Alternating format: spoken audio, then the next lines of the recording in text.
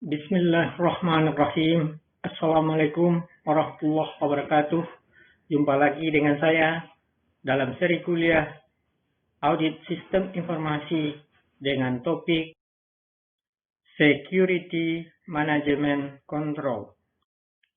Security Management Control ini ditujukan untuk melindungi semua sumber daya informasi.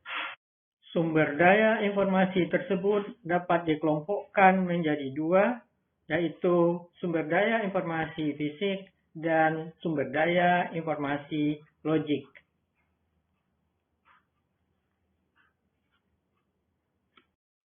Ada 4 komponen utama dari Security Management Control ini.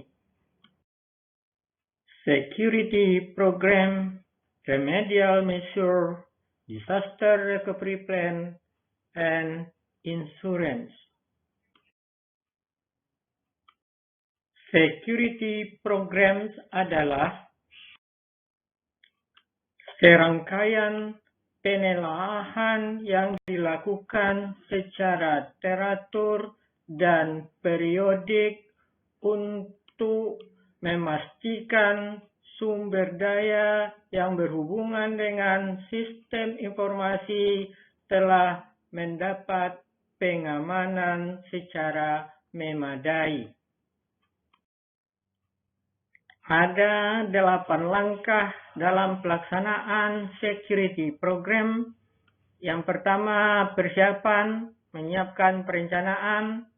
Yang kedua, mengidentifikasi aset-aset sistem informasi. Dan yang ketiga, menentukan nilai dari masing-masing aset. Dan dilanjutkan dengan mengidentifikasi ancaman-ancaman yang ada dan menilai kemungkinan terjadinya ancaman tersebut. Dilanjutkan yang keenam, menganalisa kelemahan dan kekuatan kontrol yang ada.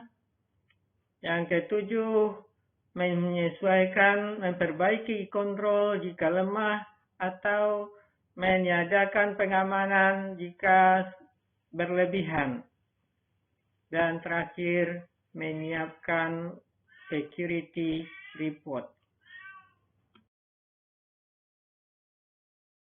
Gambar berikut memperlihatkan hubungan antara ancaman, kontrol, dan exposure. Kotak-kotak hitam adalah perlindungan terhadap sumber daya sistem informasi atau kontrol, sedangkan garis pakai panah adalah ancaman terhadap sumber daya informasi, sedangkan exposure adalah ancaman tanpa kontrol atau ancaman dengan kontrol yang lemah.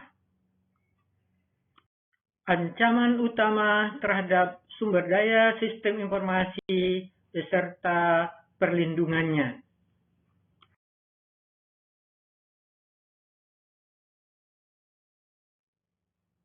Ada 8 ancaman utama terhadap sumber daya informasi.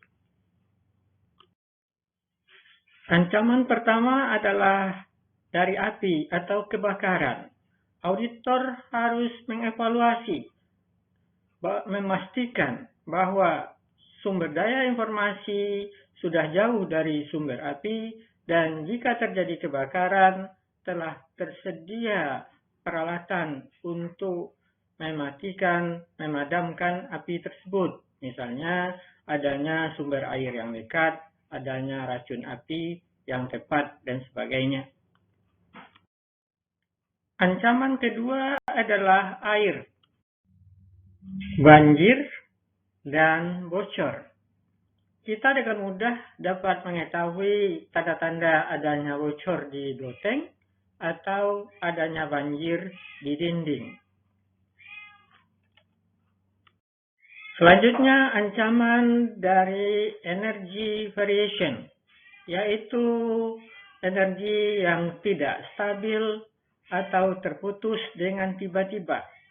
Auditor harus mengevaluasi apakah telah tersedia peralatan untuk melindungi sumber daya dari ancaman energy variation ini. Misalnya, semua komputer telah dipasangi UPS.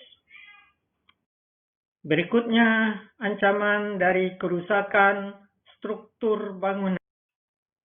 Auditor kadangkala juga perlu mengevaluasi kekuatan dari struktur bangunan, terutama sekali untuk bangunan bertingkat.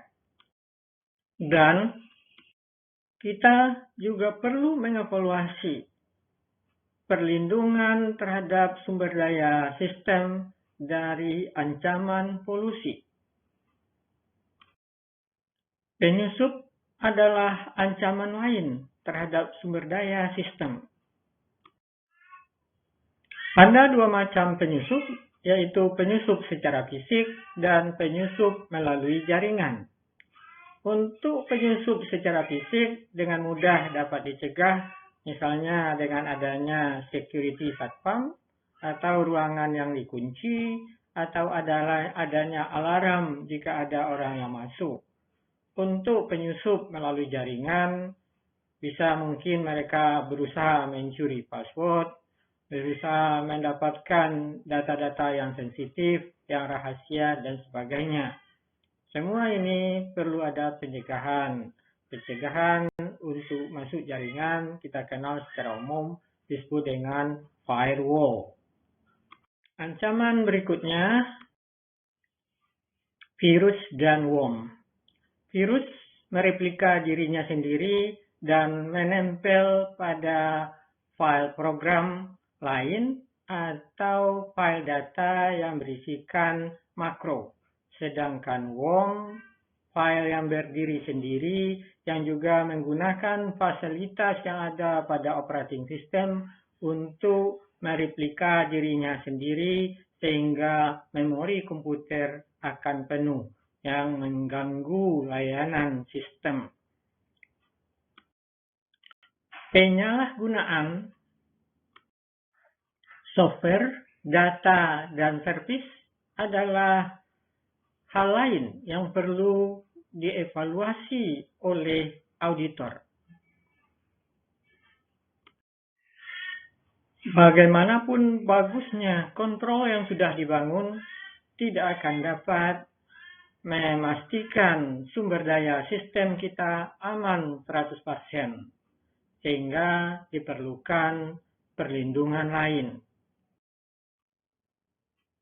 dalam bentuk disaster recovery plan dan insurance. Disaster recovery plan merupakan kesiapan perusahaan untuk memulihkan sistem setelah bencana terjadi. Sedangkan insurance bertujuan untuk mengurangi kerugian yang diakibatkan oleh bencana. Keduanya memastikan keberlanjutan usaha setelah bencana terjadi. Ada 4 komponen dari disaster recovery plan ini.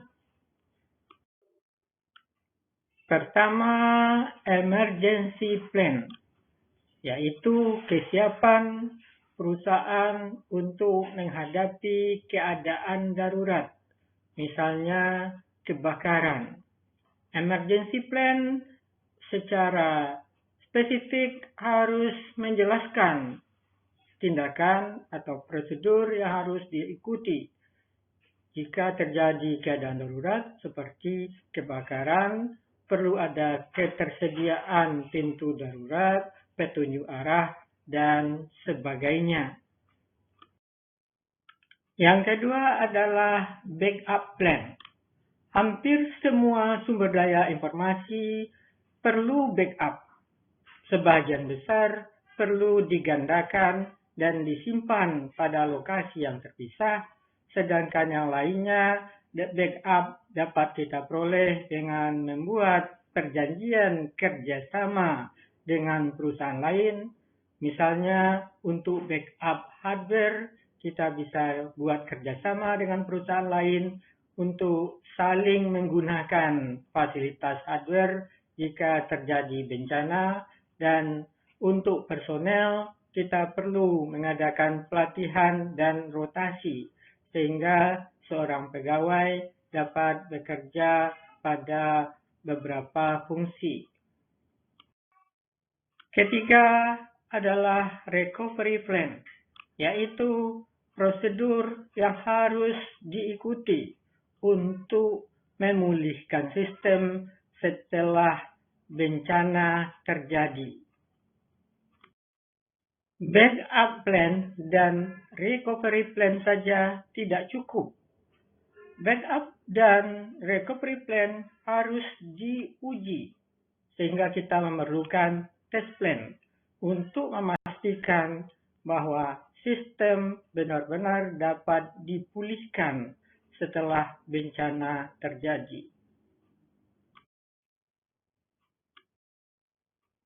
Bencana dapat mengakibatkan kerugian yang besar bagi organisasi, sehingga dapat mengancam keberlangsungan hidup perusahaan, sehingga diperlukan perlindungan lain, yaitu asuransi. Asuransi dapat mengurangi kerugian yang dihadapi perusahaan jika terjadi bencana. Auditor perlu mengevaluasi keberadaan dan kecukupan asuransi ini.